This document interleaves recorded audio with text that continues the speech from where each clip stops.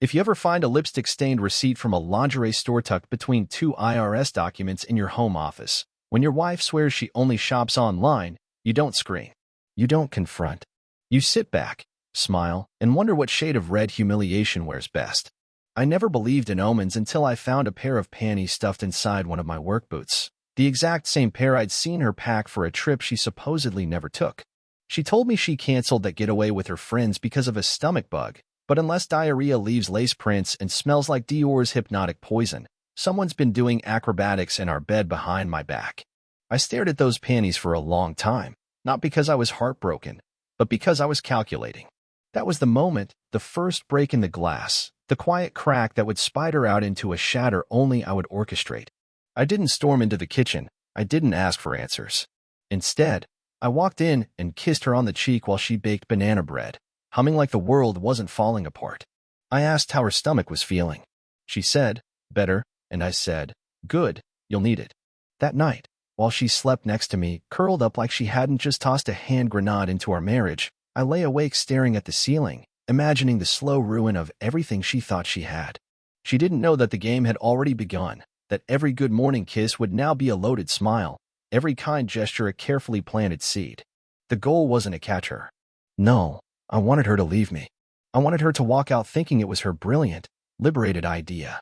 I'd build her a road paved with freedom, purpose, and power, and let her trip over every damn brick. The next morning, I told her something I'd never said before. You need your own safety net. Just in case. Her eyes lit up with gratitude, and I handed her the contact info for a financial advisor I trusted, who, incidentally, owed me a massive favor. We called in together. She set up her own account, separate, secret, hers. I played the part of the supportive husband, nodding solemnly as she whispered about independence and how women should always be prepared. I agreed, sincerely. She started diverting a bit of her income, just a little, she said. I smiled, because she didn't know every dollar was rerouted through a proxy shell account I controlled. I'd written the script. She was just reciting lines. Her confidence grew like a weed. She started dressing better, laughing louder, coming home later. She started working late at a job that doesn't do overtime and spending weekends with the girls who don't even live in the state. I didn't ask. I poured her wine. I rubbed her shoulders. I even told her I was thinking of going to therapy, make her feel safe, grounded, morally superior. She began to see herself as evolved, woke, above me. And that was exactly what I needed. I left hints everywhere, not of her betrayal, but of my supposed dullness. I stopped shaving, let a few dishes pile up, started reading self-help books she hated. She began to recoil from me with quiet disdain. I could see it in the way she didn't look up from her phone when I entered her room, in the way she started locking it. I wasn't the man she fell in love with. I was now the man she needed to escape. Good. Let her believe that. Let her feel smarter. Let her cheat in the comfort of a soft landing she thought she built herself. I knew the guy, by the way. She didn't know I knew, but I did. Tall, chiseled, Instagram abs and a Tesla. Perfect rebound cliché. I followed none of it up. I didn't confront her, didn't stalk her. I didn't even change. I just continued being the dull, defeated husband she saw in her peripheral vision.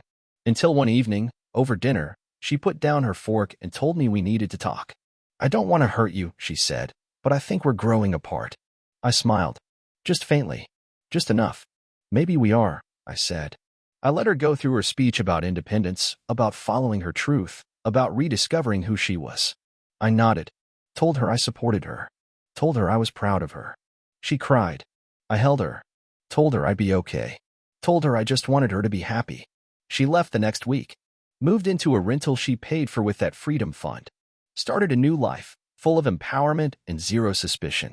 It wasn't until 2 months later, when the bills kept coming, when the fund mysteriously dried up, when her new lover ghosted her after getting her to co-sign on a lease, when the job offer she thought was lined up fell through, that the first crack in her illusion began to show. But that's another part of the story. For now, just remember this. When a man smiles too easily while you're burning down his house, it's not because he's weak. It's because he's already packed your bags and salted the earth beneath your feet. For a while, life played out like a well-rehearsed lullaby. Predictable, rhythmic, familiar. We had our routines. Sunday coffee runs. Weeknight pasta dinners. Saturday mornings with the dog at the park. She still laughed at my dry jokes, still kissed me goodbye at the door. But something began to slip, not all at once, just the tiniest of shifts, like a picture on the wall starting to tilt. It started with her language. She began to talk in phrases that didn't sound like her. I need to reclaim my time. I'm focusing on boundaries. Just because I love you doesn't mean I owe you all of me. At first, I chalked it up to a new podcast or one of those empowerment books she liked to leave half-read on the kitchen counter. But then the changes got harder to ignore. She started going out more, always with vague explanations. Book club, yoga, wine with colleagues. It's just me time, she'd say with a smile that didn't reach her eyes. The kind of smile people give when they're already gone in their head. One night, she came home late, reeking of perfume that wasn't hers, too sweet, too young, like something a college girl would wear to a frat party. I asked if everything was okay. She laughed, kissed my cheek, and said I was being silly. "You're overthinking again," she whispered, and went to shower. I wanted to believe her. I chose to believe her. Because what's the alternative? That the woman I built my life around was unrecognizable in front of me? She started hiding her phone, not dramatically, but subtly. Tilted screens, new passwords, always face down on the table. Notifications from names I didn't recognize, just first names, never last. "We're people," she said once, brushing past the subject like it didn't matter. Her social media, once a gallery of us, slowly morphed into filtered selfies, inspirational quotes, and perfectly curated moments that I was no longer a part of. She made her accounts private, said she was tired of the noise, that she needed to be more intentional about who had access to her life. I didn't even make the cut. She changed her hair, dyed it darker, chopped it shorter, told me it made her feel more herself. But I noticed she wore it straight and styled only on the days she went out with the girls, while I got the messy bun and yoga pants version. Our conversations shrank into logistics. What to get from the store when the dog needed shots, who was picking up dry cleaning. Intimacy faded like old ink. She stopped kissing me with intention, stopped touching me unless it was a routine gesture, a goodbye pat, a shoulder squeeze. That vanished entirely, replaced with vague excuses about exhaustion, hormones, needing to feel emotionally connected again. I offered therapy. She declined, said this was a solo journey. I nodded, still wanting to be supportive, still wanting to be the man she fell in love with, even if she clearly wasn't the woman I married anymore. Then there was the car, her car, the one she rarely let me drive. She said it was her sanctuary, which always struck me as odd. One afternoon, I moved it out of the driveway to clear space for a delivery. When I got in, her Bluetooth connected automatically. The last song played was some sultry indie track I'd never heard before, the kind you'd play when you're trying to set a mood.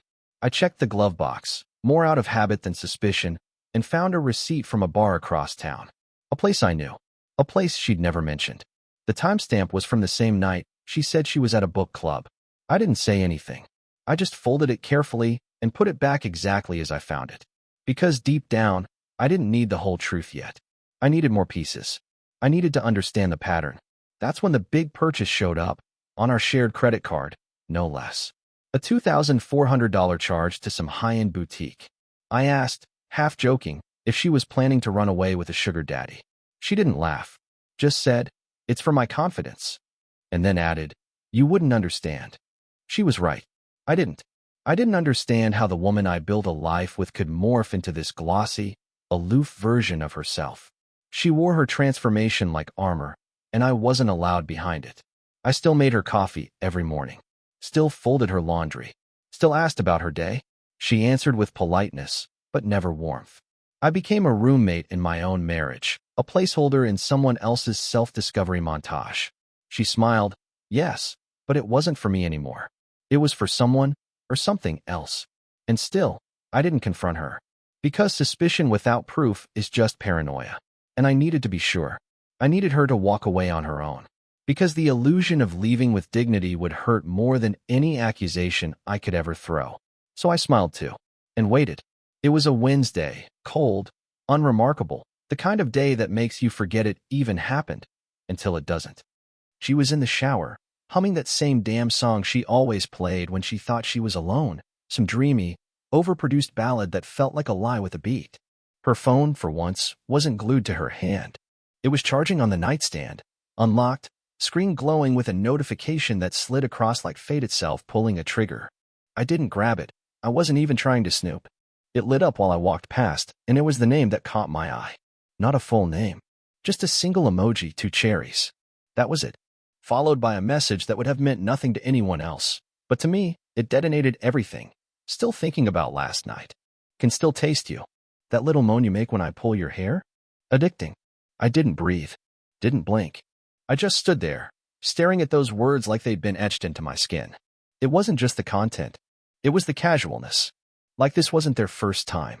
Like this was normal for them. Like I'd been living in a house with open windows while a thief walked in and out freely. She was still singing in the shower, her voice bouncing off the tiles like a goddamn victory chant, completely unaware that her world had just begun to rot at the edges. I didn't pick up the phone. Didn't scroll for more. I didn't need to. That message was enough. Enough to gut me clean. Enough to end the last shred of denial I'd been clinging to like a coward. And in that exact second, everything shifted. I didn't feel sad. I didn't feel angry. I felt cold. Like the warmth had been vacuumed out of the room. My limbs moved without me, methodically, as if my body knew this script long before my heart caught up. I went into the kitchen, poured a glass of water, drank it slowly, staring out the window like I was watching the last sunset on a dying planet. She came out a few minutes later, wrapped in a towel, smelling like vanilla and sin. She smiled. "You okay, babe? You look pale." I nodded. "Just tired," I said. My voice didn't even crack. I kissed her forehead, told her to rest. She crawled into bed, oblivious. I sat next to her, scrolling through emails, but I wasn't reading them. I was already reconstructing the architecture of our marriage in my head, identifying every weak beam, every financial connection, every legal soft spot. I was in survival mode now. And more than that, I was in strategy mode. The betrayal didn't break me. It clarified me. This wasn't a woman who made a mistake. This was a woman living 2 lives without shame, without remorse. And I wasn't going to confront her. Not yet. Because a confrontation gives her a chance to explain, to cry, to manipulate. And I wasn't going to give her the gift of control. No, she would walk herself into the fire. I would light the path. And when she realized she was burning, I'd already be gone. Everything changed that night, not because I finally had proof, but because I finally let go of the illusion that there was anything left to save. I didn't need to catch her in the act. She'd already confessed with her carelessness. And from that moment on, I wasn't her husband anymore. I was the architect of her undoing. I became a ghost in my own life, not hunting. Every word she spoke, every move she made, I recorded silently in the back of my mind like tally marks on a prison wall. The game wasn't to confront her, it was to dismantle her story piece by piece until she stood exposed with nothing to hide behind but her own reflection. I started with the obvious, our shared finances. I logged into our joint account late at night when she was asleep, looking not for large charges. Those are too easy, but for repetition. Patterns. I found them. Every second Thursday like clockwork, a $42 charge to DK Hospitality, a vague little line item that didn't trigger alerts. I searched the name. It was a small boutique hotel 27 minutes from our house, the kind you rent by the hour if you have no shame or too much audacity. I didn't call. I didn't go. I waited. Watched. The next Thursday, she told me she was going to a wellness seminar with coworkers. I kissed her goodbye and wished her luck. 10 minutes after she left, I logged into the dash cam I'd installed in her car weeks ago under the guise of safety. She never even questioned it. The live feed showed her parked at that exact hotel. Alone. Waiting. A few minutes later, a tall man approached, lean, with that cocky stride you only get when you think you're stealing something that belongs to someone else. I didn't react. Just watched. Took a screenshot. Then closed the app. The next day, she came home exhausted from her seminar, and I asked if she'd learned anything new. She said, "So much," and went on a tangent about breathwork and trauma release. I nodded, interested. Took notes. I started leaving small traps. Not dramatic ones, just threads. I mentioned a fake colleague named Rita, told her we'd met at a conference, and that she might call about a referral. 2 days later, I checked her call log.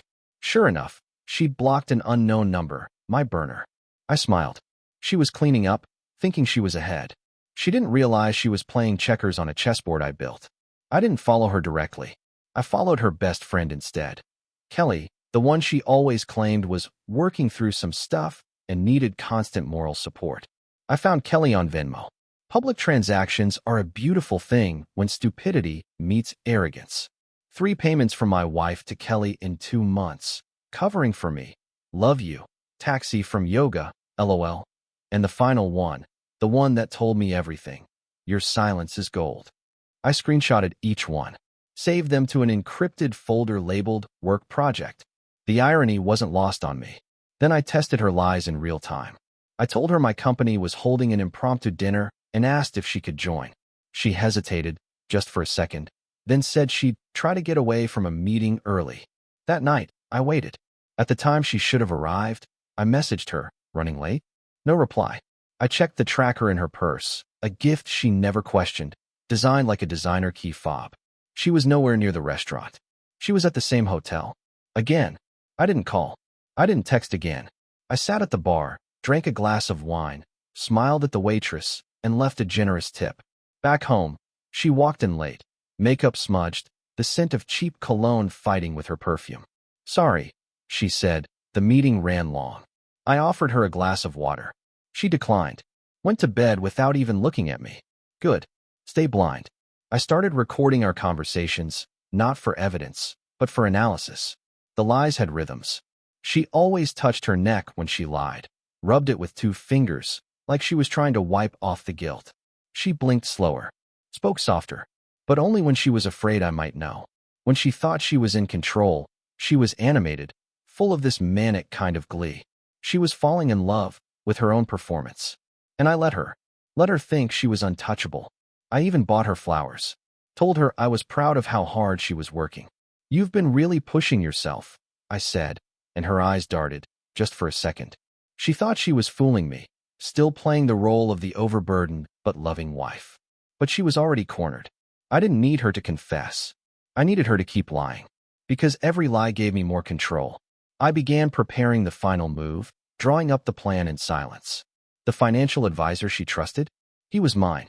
The freedom fund she thought she was building? I'd already drained and replaced it with digital breadcrumbs that led nowhere. The man she thought would save her from the dullness of marriage? I'd already contacted him, anonymously, of course, with photos of her with another man, just enough to make him question her loyalty. The ground beneath her wasn't crumbling. It was being meticulously sought out from under her. She just hadn't looked down yet. I was no longer just suspicious. I was no longer her husband. I was her reckoning. And she still smiled at me in the mornings. God, that smile was going to be beautiful when it shattered. She walked into the rooftop restaurant wearing the red dress she hadn't worn since our anniversary 2 years ago, the one she used to say made her feel powerful. She spotted me at the far table, smiling like she still had the upper hand, like she had any idea what was coming. The setting was immaculate. Candlelight, city skyline, soft jazz humming in the background. I stood as she approached, pulled her chair out, and kissed her cheek. She flinched slightly, probably surprised by the warmth. What's the occasion? She asked. I smiled. Just wanted to remind you how much I appreciate you. The waiter arrived promptly, poured her wine, Cabernet, her favorite, and retreated. We chatted. Idle things. Work. Weather. Something on Netflix she hadn't actually watched. I let her talk, uninterrupted, as if the script wasn't already written. Halfway through the main course, I signaled the manager. The lights dimmed slightly. A projector hummed to life. She turned toward the large screen on the adjacent wall, confused at first, expecting maybe a slideshow of memories. What she got instead was grainy dashcam footage. Her car, her at the wheel, then the hotel entrance, her getting out, him meeting her, the embrace, the kiss. She blinked, froze. The fork in her hand stopped halfway to her mouth. The restaurant was too quiet now, the air pulled tight like a drumskin. She looked at me, eyes darting for a lie to grab onto. That's not what it looks like. Her voice cracked. I tilted my head. Oh, what does it look like then? She swallowed. We were just talking. I was confused. I didn't mean. I raised a hand gently, cutting her off without force. You don't need to lie to me anymore. I'm not here to argue. I just wanted you to see what I've seen, so you'd stop insulting both of us. She sat back, lips pressed tight, eyes flicking around the room to see who might be watching. You haven't exactly been present lately, she said, leaning into justification. I felt like a ghost in this marriage. You stopped noticing me. What did you expect? I nodded slowly. So your solution was to become someone else's ghost instead? Her mouth opened, but no words came. Then the defiance set in. You always made me feel small, she spat. Like I owed you something for every nice thing you did. You used your love like currency. I leaned forward, voice low and calm. And you spent it on motel rooms and lies. Strange way to repay kindness. Her hand trembled on the wine glass. She went quiet for a beat, then laughed short, nervous, mean. You think you're so smart. Sitting here all calm, playing the saint. You don't even know the half of it. I smiled at that. That's where you're wrong. I know everything. The Thursday payments. The Venmo notes to Kelly. The burner account. Even the part where you thought you'd take your freedom fund and start over without me. Her face went pale. Her fingers stiffened around the stem of the glass. How she whispered. You really thought I wouldn't notice you slipping away? That you could reinvent yourself as someone bold and unfaithful without leaving footprints? She looked around, suddenly aware of how alone we were up here, despite the dozen tables and ambient chatter. So what? This is revenge, she asked, voice barely holding together. You lure me here, humiliate me. Then what? Kick me out of the house? Take everything? I shook my head. You're going to do that all by yourself. This isn't a trap. This is a mirror. You wanted space, growth, boundaries? Congratulations. You now have more of all three than you'll know what to do with. She stared at me, stunned into silence. Her mask was gone now. All that remained was the twitch of panic creeping up her jawline. She wanted to scream, wanted to flip the table, throw the wine, anything to regain a shred of dominance. But she knew that every move from here on out would only validate what I already knew. I stood slowly, buttoned my jacket, and placed the receipt on the table, my half already paid. Enjoy your dinner, I said softly. It's the last thing you'll get from me for free. I turned to walk away, but didn't leave the restaurant. I lingered by the glass railing, watching the city below. Behind me, she still hadn't moved, still frozen in the wreckage of her own undoing. The tension hung between us like a wire pulled tight, buzzing with things unsaid. She wasn't crying. Not yet. But she would. This wasn't fury. This wasn't vengeance. This was surgical removal. And I had just made the first cut. She showed up at the house 3 days later, pounding on the door like the past didn't exist, mascara already halfway down her face, breathing like she'd run through a storm just to make this scene more dramatic. I opened it slowly, said nothing, stepped aside, and let her walk in because I wanted her to see what silence felt like when it wrapped itself around a man who no longer gave a damn. She stormed past me, pacing the living room like a trapped animal, eyes wild, fingers twitching, waiting for a reaction I refused to give. You don't get to just disappear, she barked, spinning to face me.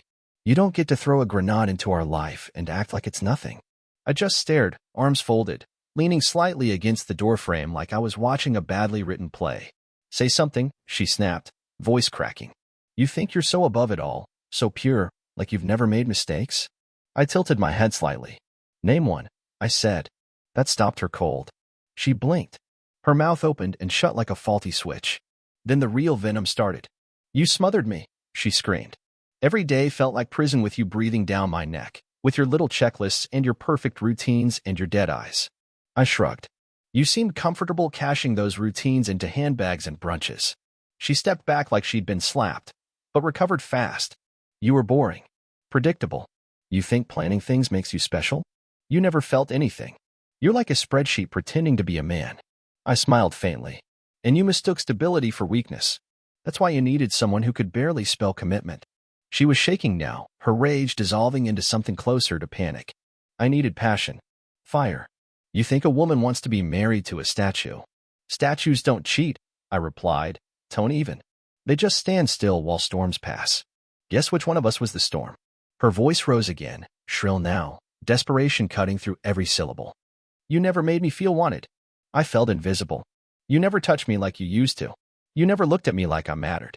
I stared at her for a long, silent moment before answering. No one looks at a weapon the same after it's drawn blood. That hit. She turned away, hands trembling as she gripped the edge of the table. You're heartless, she whispered. You're cold. This is who you really are, isn't it? You always wanted to punish me. You never loved me. I stepped forward, slowly, not threatening, just closer, so she could feel the weight of everything she destroyed. I loved you so much I became smaller just to make you feel bigger. I gave up pieces of myself so you could shine, and you used that light to find someone else's shadow. Her eyes filled with tears, not the kind that fall, but the kind that cling, afraid to reveal too much. She tried again, softer this time. We can fix this. You were hurt. I understand that. I messed up, but we had something real, didn't we? You can't just throw it away. I raised one eyebrow. You threw it the moment you invited someone else into what was ours. I'm just cleaning up the mess. Her voice broke then, crumbling into full sobs. She collapsed onto the couch, sobbing into her hands like a child who just realized the toy they smashed can't be unbroken.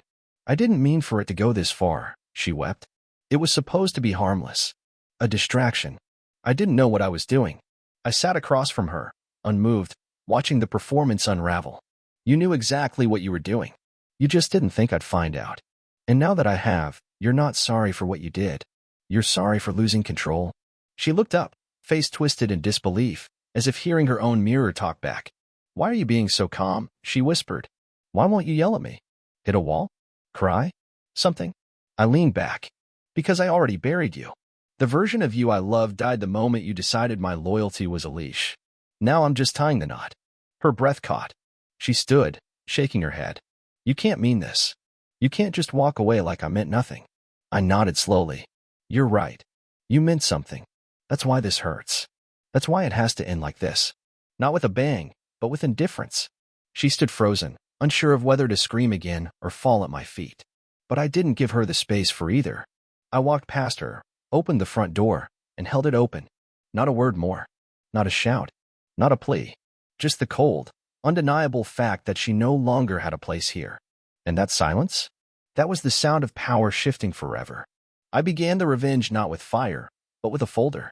Neatly labeled, color-coded, encrypted on 3 levels and backed up in 2 locations.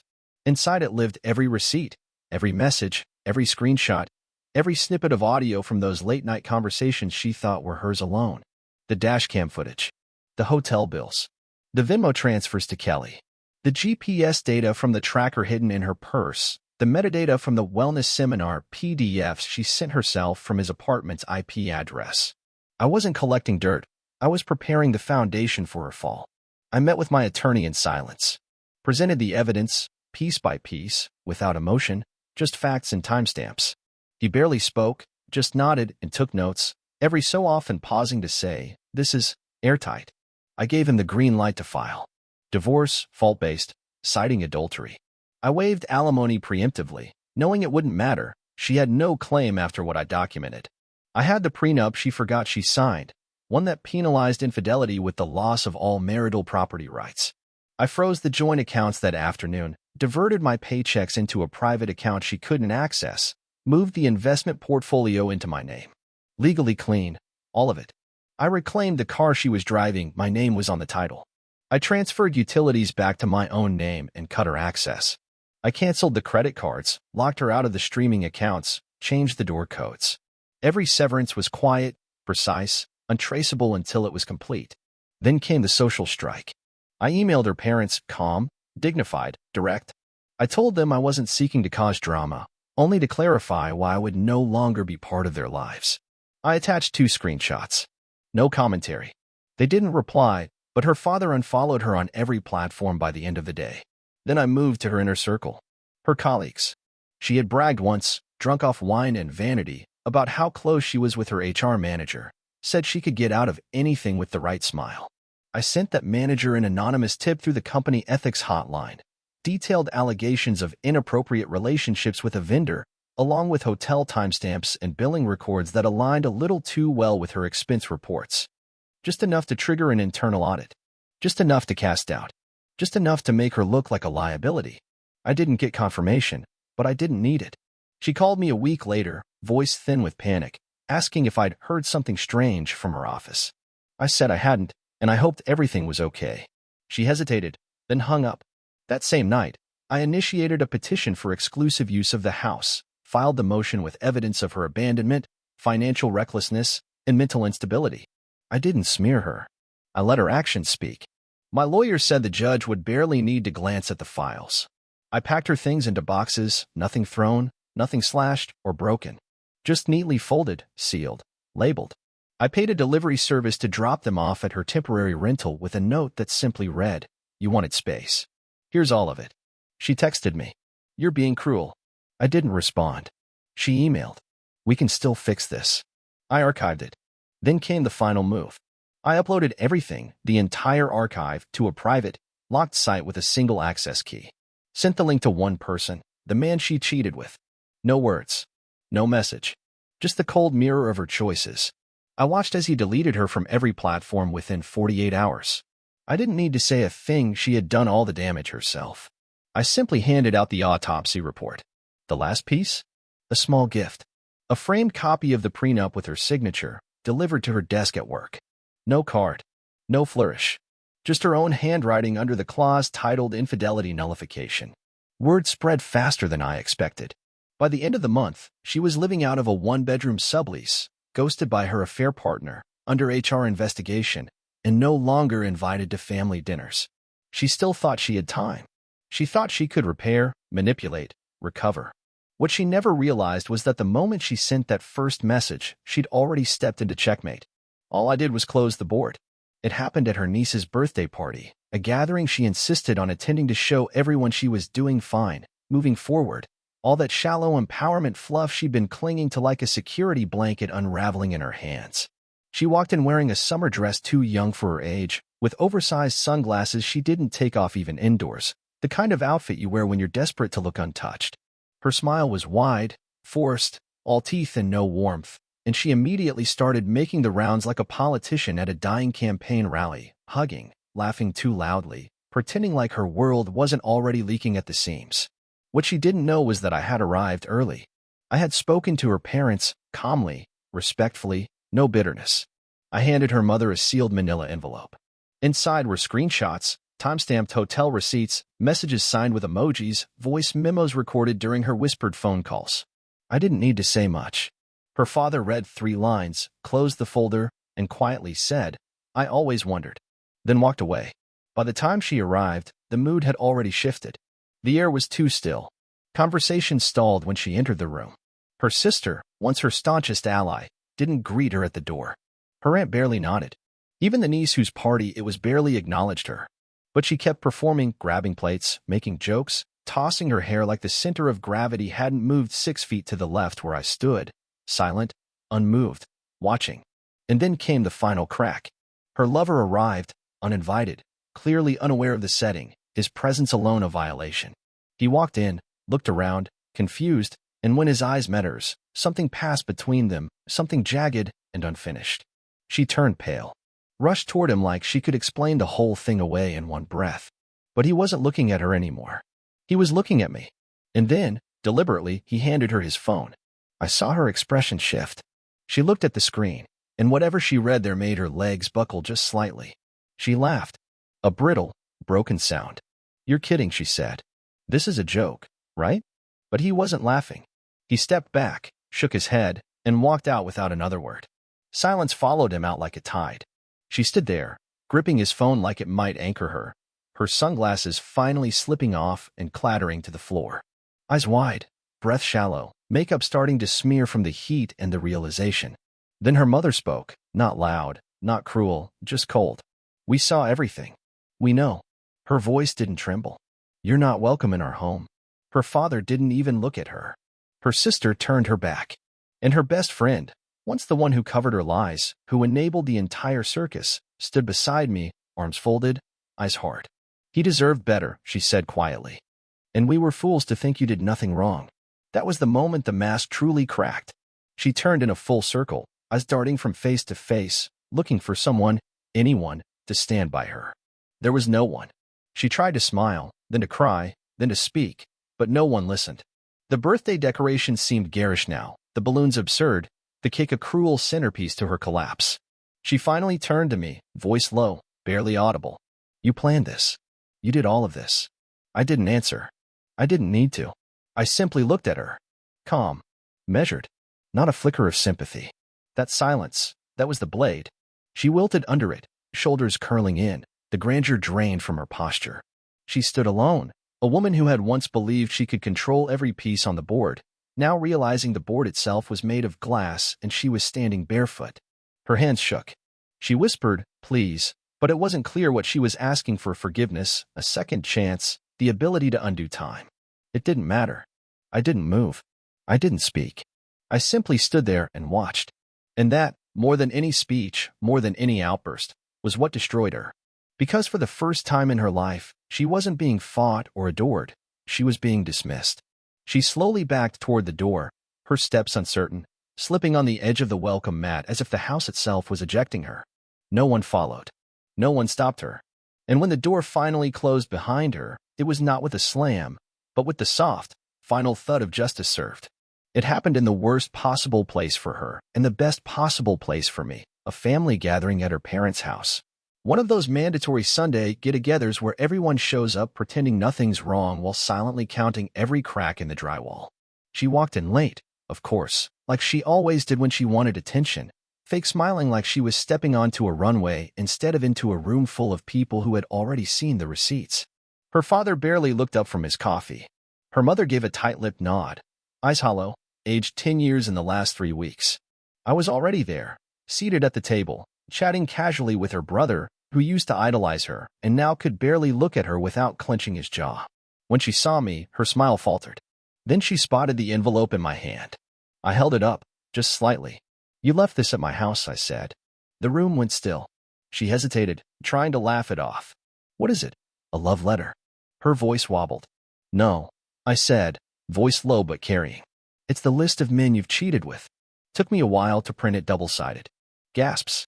Her friend Amanda, seated near the fireplace, sucked in a breath and dropped her glass. Her cousin looked like she wanted to slide under the table. "You're unbelievable," she hissed. "Dragging this into family business?" I stood. "You dragged it in when you climbed into bed with half the Tri-County area. I'm just the delivery guy." She lost it. "You think you're innocent? You think you were some perfect husband? You were boring. Cold. A shell. And you were a fraud," I snapped. A woman so hollow she needed applause from strangers just to feel real. "You think you cheated because I was boring? No. You cheated because you're weak. Because every time you looked in the mirror, you saw someone forgettable and thought spreading your legs would make her memorable." The room exploded. Someone gasped audibly. Her mother whispered, "Enough," but I wasn't done. "You brought your lies into this house, into this family, and expected everyone to clap like you were brave for chasing your truth. But the truth is this. You blew up your marriage for compliments from a guy who couldn't even show his face here today." And just then, as if summoned by fate itself, the door opened, and there he was, the affair partner, her golden boy, staring at the wreckage, eyes wide, clearly unaware of the trap he'd stepped into. "Oh," I said, nodding toward him. "Look who finally decided to be seen." He stammered something. She stepped toward him like he was a life raft. "He loves me," she shouted, voice cracking. "At least he made me feel wanted." "Wanted?"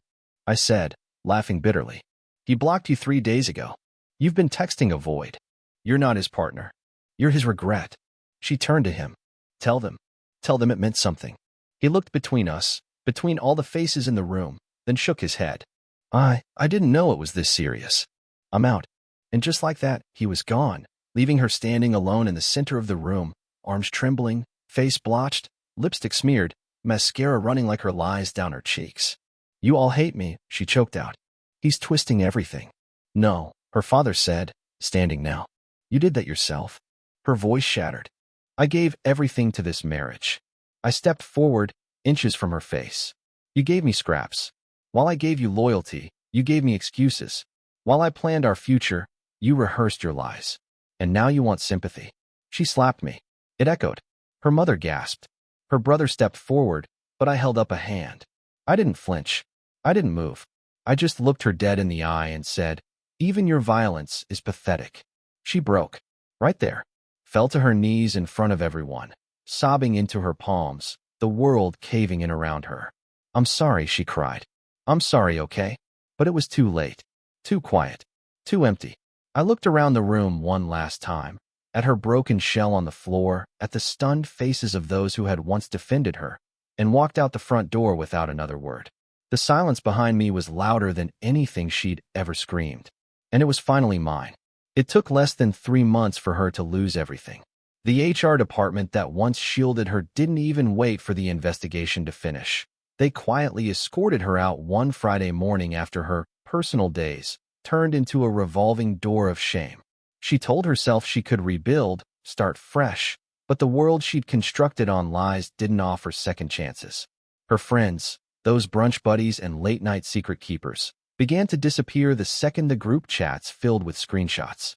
They blocked her one by one, their silence louder than any betrayal. Her family stopped answering her calls, stopped sending invitations, stopped asking if she was okay. Her own sister crossed the street to avoid her outside a grocery store. Her father sold her old bedroom furniture without telling her, and when she asked her mother if she could visit for Thanksgiving, she got a single-line reply. This year, we're choosing peace. The affair partner, the one she was so sure would sweep her into some romantic, reckless new life, ghosted her like a bad date. Changed his number.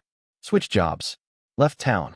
She tried to find him once, took a 2-hour drive to his apartment, only to see a different name on the buzzer and the blinds pulled shut. No response. No closure. Just a hollow knock echoing back at her. She moved to a smaller city after that, some quiet town where no one recognized her face or her shame. She got a job at a floral warehouse, sorting bouquets for people who still had lives to celebrate. No one asked questions there. No one cared. She rented a 1-bedroom above a laundromat that never quite lost the smell of bleach and regret. She deleted all her social media, not because she wanted a clean slate, but because there was no one left to notice her anyway. Then came the message. It was short, desperate. I still love you, she wrote. I miss us. I miss who I was when I was with you. I read it twice, then replied with the truth. Strange. I don't even remember your name anymore. I didn't block her. I wanted her to see that indifference. Wanted her to feel the silence stretch on like an endless hallway she could never walk down again. But silence wasn't enough for her. 2 weeks later, she came to my house. I saw her through the camera before she even knocked. Hair matted, hoodie pulled up, eyes hollowed out by sleepless nights and a conscience that finally started screaming. I let her knock. I let her wait. Then, finally, I opened the door. She looked up at me like a child who'd lost her way in the middle of a storm. Please, she whispered. I know I messed everything up. I know you'll never trust me again. But can we just talk? Her voice broke halfway through. She tried to smile, tried to reach for the part of me that used to love her. I'm not that person anymore, she said. I've changed. I had to. I stood there, calm, steady, unmoved. And I saw it, the last flicker of hope dying behind her eyes. Because she could tell. I wasn't angry. I wasn't wounded. I just didn't care. You changed. I said, my voice quiet. No, you revealed yourself. And the rest of us just finally opened our eyes. She flinched like the words had weight. She started to speak again, but I gently closed the door, not with a slam, but with the finality of someone sealing off a room that no longer served any purpose. I heard her footsteps fade. I didn't watch her go. I didn't need to. She was already gone. That was the last time I ever saw her. People ask me if I regret how I handled it. If I wish I'd screamed more, fought harder, burned everything down. But here's the thing. Sometimes the loudest revenge is living so well, so fully, that the person who broke you realizes they never even dented you. And now? Now I sleep fine. She, on the other hand, probably wakes up every day wondering what could have been. If she hadn't traded gold for glitter, if she hadn't let validation outrun loyalty. But those questions aren't mine to answer anymore. She made her bed. Now she cries in it. And me? I've never been more free. Thank you for listening to my story. Let me know in the comments where you're listening from, and if you made it this far, I'd love to hear what part hit you the hardest.